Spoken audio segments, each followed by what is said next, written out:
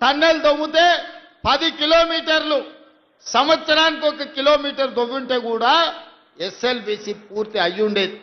3,60,000 ఎకరాలకు గ్రావిటీ ద్వారా నీళ్లు వచ్చేది. ప్రతి సంవత్సరం 500-600 కోట్ల రూపాయలు లిఫ్టుల కరెంటులకు పైసలు మిగిలేది. కానీ నల్లగొండ జిల్లా మీద కోపంతోని కసితోని కడుపులో విషం పెట్టుకొని ఎస్ఎల్బిసిని పడావు పెడితే ఈ రోజు విషపు నీళ్లు నల్లగొండ జిల్లా ప్రజలు తాగాల్సిన పరిస్థితి. దీనికి కారణం బీఆర్ఎస్ నాయకులు కాదా అని నేను అడుగుతున్నా. అందుకే అధికారంలోకి వచ్చినెంబడే ఎంకన్నా నీ కళ నువ్వు ఆనాడు రాజశేఖర రెడ్డి గారితో కొట్లాడి తెచ్చిన ఎస్ఎల్బిసిని 2 ఏళ్లలో పూర్తి చేద్దాం, పనులు మొదలు పెట్టని చెప్పి ఉత్తమ్ కుమార్ రెడ్డి గారిని వెంకటరెడ్డి గారిని నల్గొండ జిల్లా నాయకులతో మాట్లాడి ఎస్ఎల్బిసి టన్నెల్ పూర్తి చేయడానికి ముందుకెళ్ళాం. అనుకోని ప్రమాదం జరిగింది. 10 ఏళ్ళు పని ఆగిపోవడంతో పనులు చేస్తుంటే ప్రమాదం జరిగి 8 మంది చచ్చిపోయారు. ఏడైనా ఒక మనిషి చచ్చిపోతే ఇంత బాధపడతాం, ఇన్ని కన్నీళ్లు పెట్టుకుంటాం, ఆ కుటుంబాన్ని ఆదుకోవడానికి ప్రయత్నం చేస్తాం. అంతెందుకు ఒక కాకి చచ్చిపోతే 10 కాకులు దాన్ని చుట్టూతో చేరి సానుభూతి తెలుపుతాయి. కానీ ఎస్ఎల్బిసిలో 8 మంది చచ్చిపోతే మామ అల్లుడు బావ బామార్ది దావతులు చేసుకొని ఇక సంతోషపడ్డారు. ఎస్ఎల్బిసి ఆగిపోయింది, ఇక ఆపేయండి, ఎస్ఎల్బిసి కట్టొద్దు, మనుషులు చచ్చిపోయిందని. ఇంత దుర్మార్గం ఉంటుందా? ఇంత కడుపులో విషం పెట్టుకున్నోడు ఇవాళ నల్గొండ జిల్లాలో మున్సిపల్ కార్పొరేటర్లను కౌన్సిలర్లను గెలిపించమని ఎట్లా అడుగుతాడు? నల్గొండ మీద విషం జిమ్ముతున్న బీఆర్ఎస్ వాళ్ళకు, ఎస్ఎల్బిసి కట్టనోనికి, రేషన్ కార్డు ఇవ్వనోడికి, సన్న బియ్యం పంచనోడికి, ఆడబిడ్డలకు ఆర్టీసీలో ఉచిత ప్రయాణం ఇవ్వనోడికి ఇవాళ మిమ్మల్ని ఓటు అడిగే హక్కు ఉందా? మీరు ఒక్కసారి ఆలోచన చెయ్యండి. సిగ్గు లేకుండా వాళ్ళు వచ్చినా గంగిరెద్దులోలాక ఇంటి ముందుకు వచ్చినా కర్రు గాల్చి వాత పెట్టండి, సలాకి ఎర్రగా గాల్చి ఈపుల వాతలు పెట్టుర్రి.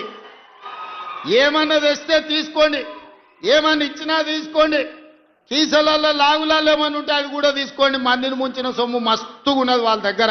ఒకనొక్కడు ఎకరాలలో ఫామ్ హౌజులు కట్టారు, పెద్ద పెద్ద బెంచ్ కార్లు కొన్నారు, గంజికి గతి లేని వాళ్ళు కూడా. అవన్నీ మనల్ని ముంచిన సొమ్మే, మందిని ముంచిన సొమ్మే. టీఆర్ఎస్ వాడు వచ్చి ఏమి ఇచ్చినా తీసుకోండి, చేయాల్సిన లగ్గం చెయ్యండి. మన అసెంబ్లీ ఎన్నికల్లో ఎట్లయితే మిర్యాలగూడల 40-50 వేలతోని లక్ష్మారెడ్డిని గెలిపించారో, పార్లమెంట్ ఎన్నికల్లో రఘ్వీర్కి 5,60,000 ఓట్ల మెజారిటీ ఎట్లిచ్చిండ్రో ఇవాళ అదే విధంగా నల్గొండ జిల్లా ప్రజలు కాంగ్రెస్ పార్టీకి అండగా నిలబడండి.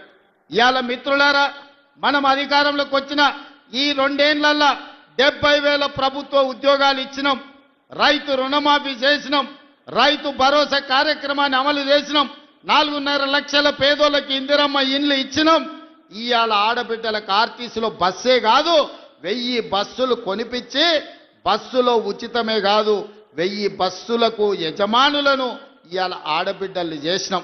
ఇవాళ స్వయం సహాయక సంఘాలకు పెట్రోల్ బంకులు నడుపుకోవడానికి ఇవాళ ప్రతి జిల్లాలో పెట్రోల్ బంకులు ఇచ్చి 27,000 కోట్ల రూపాయలు సున్నా వడ్డీకి ఇవాళ ఆడబిడ్డలకు నగదు బ్యాంకులతో ఇప్పించినాం. ఇవన్నీ కూడా ఎలా సాధ్యమైనాయి అంటే ఇందిరమ్మ రాజ్యంలో పేదల పరిపాలన వచ్చినందుకే సాధ్యమైంది. ఇవాళ అన్ని మనమే ఉన్నాం, సర్పంచులు మనోళ్ళే ఉండ్రు, ఎమ్మెల్యేలు మనోళ్ళే ఉండ్రు, ఎమ్మెల్సీలు మనోళ్ళే ఉండ్రు, మంత్రులు మనమే ఉన్నాం, ప్రభుత్వం మనమే ఉన్నది. మరి ఏనైనా మన కాలనీలలో ఎవడన్నా అప్పి తప్పి బీఆర్ఎస్ వాడు కౌన్సిలర్ కార్పొరేటర్ అయితే ఇక వాడు మనకేమన్నా పని చేస్తాడా? ఒకసారి ఆలోచన చేయండి. 10 ఏళ్ళు వాళ్ళే ఉన్నారు, 10 ఏళ్ళు పరిపాలన చేసిరు, మొత్తం తెలంగాణను దోసుకున్నారు, 1,000 కోట్ల రూపాయలు సంపాదించుకున్నారు. ఆస్తులు సంపాదించుకుంటే పర్వాలేదు, 7 అంతస్తుల మేడలు కట్టుకుంటే పర్వాలేదు, కానీ పెళ్ళా మొగుడు ఫోన్లలో మాట్లాడుకుంటే కూడా ఫోన్లు విన్నారా? ఇంత సిగ్గు తప్పినోడు ఎవడన్నా ఉంటాడా? వాళ్ళ బతుకు చెడా. పెళ్ళా మొగుడు మాట్లాడుకుంటే కూడా జోలి ఇంటాడా ఎవడన్నా? జడ్జిలను వదలలే, జర్నలిస్టులను వదలలే, ప్రతిపక్ష నాయకులను వదలలే, పెళ్ళా మొగుడు జోలి వదలలే, సినిమా తారాలు మాట్లాడుకుంటుంటే వాళ్ళను కూడా వదలలే. ఎవడు ఏది మాట్లాడుకున్నా వాని ఫోన్లలో ఏం మాట్లాడుకుంటుండో వీడికి ఎందుకయా? వీడేమన్నా మనిషేనా? అసలు మానవ జన్మ ఎత్తడానికి అర్హత ఉందా? మంది ఫోన్ తినేటోడు అసలు మనిషా? అన్నం తినేటోడు ఎవడన్నా పిల్ల మొగుడు మాట్లాడుకునేది వింటారా? అట్లాంటి సన్నాసులకు మన పోలీసు వాళ్ళు నోటీస్ ఇచ్చారు. మా జాతిపితకు నోటీస్ ఇస్తారని. ఎవరికిరా నువ్వు జాతిపితవు? ఎవడు నీ జాతి? వినోద్రావు నీ జాత? ఎర్రబల్లి దయాకరావు నీ జాత? కుక్కడపల్లి కృష్ణారావు గారు నీ జాత? లేకపోతే తన్నీరు హరీష్ రావు గారు నీ జాత? నీ జాతికి పిత ఉండొచ్చు, మాకు మా నల్గొండకో లేకపోతే మా పాలమూరుకు నీ జాతితో ఏం పని? నీ జాతి ఏంది? నీ నీతేంది? నీలాంటోడు జాతి పితయి పెళ్ళ మొగుడు జోలి పెట్టుకుంటే కూడా ఫోన్ లేనే సన్నాసి నువ్వు జాతి పితవంటే ఎవడన్నా ఉంటే ఆత్మహత్య చేసుకుంటాడు, బాయిలో దుంకి చచ్చిపోతారు. సిగ్గుతోని తల వంచుకోవాలి. ఇట్లాంటి ఘోరమైన క్రూరమైన నేరాలు చేస్తే పోలీసు వాళ్ళు పట్టుకొచ్చినట్టు వానికి ముఖానికి ముసుగు తొడిగి కండ్ల కాడికి ఇట్లా పొక్కలు పెట్టి పట్టుకుతారు. ఆయన ముఖం మందికి చూపియొద్దాడు. మన పోలీసు వాళ్ళు పిలిచినప్పుడు హరీష్ రావును కేటీఆర్ని అందరినీ ముఖానికి ముసుగు తొడిగి పట్టుకొచ్చేది ఉండే, లేకపోతే ముఖానికి మసి ఊసి పట్టుకొచ్చి పోలీసుల ముందర పెట్టేది ఉండే. పోలీసు వాళ్ళు మంచోళ్ళు కాబట్టి ఏమనలేదు. మా జాతిపితకు నోటీస్ ఇస్తావా? మా జాతిపితకు నోటీస్ ఇస్తే తెలంగాణ సమాజానికి అంత ఇచ్చినట్టే అంటాడు. అట్లనే అనుకుందాం. ఒకవేళ మీకు నోటీస్ ఇస్తే తెలంగాణ సమాజానికి ఇచ్చినట్టే అంటున్నావు కదా, మరి నీ జన్వాడలో ఉన్న ఫామ్ హౌస్ మా తెలంగాణ ప్రజలదా? నీకు నోటీస్ ఇస్తే మరి తెలంగాణ అందరికి ఇచ్చినట్టయితే నీకున్న ఎర్రవల్లి ఫామ్ హౌస్ తెలంగాణ సమాజం అందరికి ఇస్తావా? జన్వాడలో నీకున్న ఫామ్ హౌస్ అందరికి ఇస్తావా? మొయినాబాద్లో హరీష్ రావుకున్న ఫామ్ హౌస్లో అందరినీ రాణిస్తావా? మీ టీవీలు మీ పేపర్లు మాకు ఇస్తావా? వేల కోట్ల రూపాయలు తెలంగాణను కొల్లగొట్టిన దాంట్లో తెలంగాణ నిరుద్యోగులకు ఏమని ఇస్తావా? ఎమ్మెల్యేలు, ఎమ్మెల్సీలు, రాజ్యసభలు, లోక్సభలు, మంత్రులు, ముఖ్యమంత్రి అన్ని మీరే తీసుకున్నావు. తెలంగాణ సమాజానికి ఇచ్చినవా? ఒక్క శ్రీకాంతాచారి తెలంగాణ కోసం ప్రాణత్యాగం చేస్తే శంకరమ్మ ఎక్కడుందో కూడా తెలియదు వాళ్ళ తల్లికి. కనీసం మొట్టమొదట తెలంగాణ కోసం ప్రాణత్యాగం చేసుకున్న శ్రీకాంతాచారి తల్లి కూడా చిన్న బాధ్యత ఇవ్వకపోతివే. జాతిపిత అంటే ఎవరయ్యా అంటే తెలంగాణ కోసం సర్వం త్యాగం చేసిన ప్రొఫెసర్ జయశంకర్ జాతిపిత అవుతాడు. లేకపోతే ఆంధ్రప్రదేశ్లో పార్టీ చచ్చిపోయినా, తెలంగాణలో అధికారం కోల్పోయినా, కేంద్రంలో ప్రభుత్వం పోయినా పర్వాలేదు అని తెలంగాణ రాష్ట్రం ఇచ్చిన సోనియమ్మ తెలంగాణ తల్లి అయితే తప్ప నీలాంటి దోపిడీదారుడు, దొంగ, లుచ్చ నువ్వెట్లా జాతిపితమవుతావని నేను అడగదలుచుకున్న. మిర్యాలగూడ నుంచి సిగ్గులేని మాటలు మాట్లాడతారు. ఇవాళ చేసిన తప్పులకు తల వంచుకొని ముక్కు నేలకు రాయాలి. తెలంగాణ సమాజం ముందల తెలంగాణ సమాజాన్ని క్షమాపణ అడగాలే తప్ప ఇవాళ ఇంకా సిగ్గులేని మాటలు మాట్లాడుకుంటూ బీఆర్ఎస్ వాళ్ళు తిరుగుతారు. ఇక ఈడ కూడా మీ దగ్గర ఒక ఆయన ఉన్నాడు, నక్క చిత్తుల భాస్కర్ రావు అని. ఎవడయా భాస్కర్ రావు? ఎవడు? జానారెడ్డి చెప్పులు మోసినోడు కాదా? జానారెడ్డి ఇంట్లో నీళ్ళ సీసాలు మోసినోడు కాదా?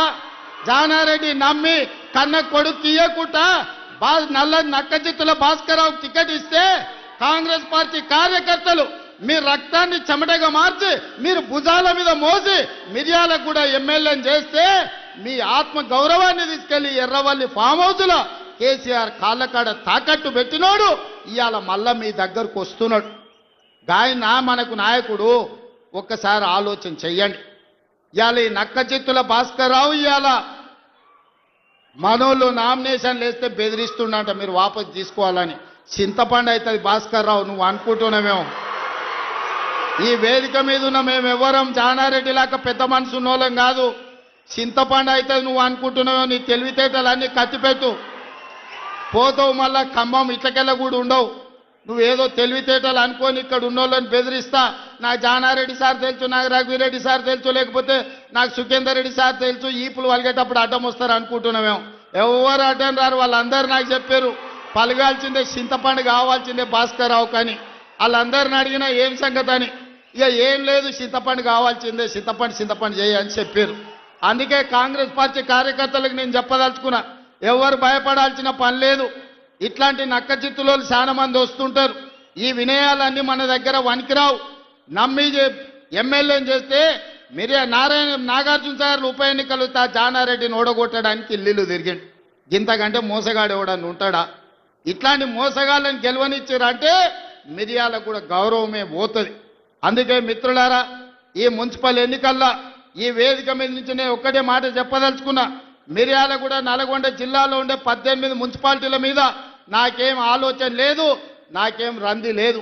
100% మీరు గెలిపిస్తారు, నాకు నమ్మకం ఉంది. కానీ రాష్ట్రంలో 123 గెలిచి తీరాలి.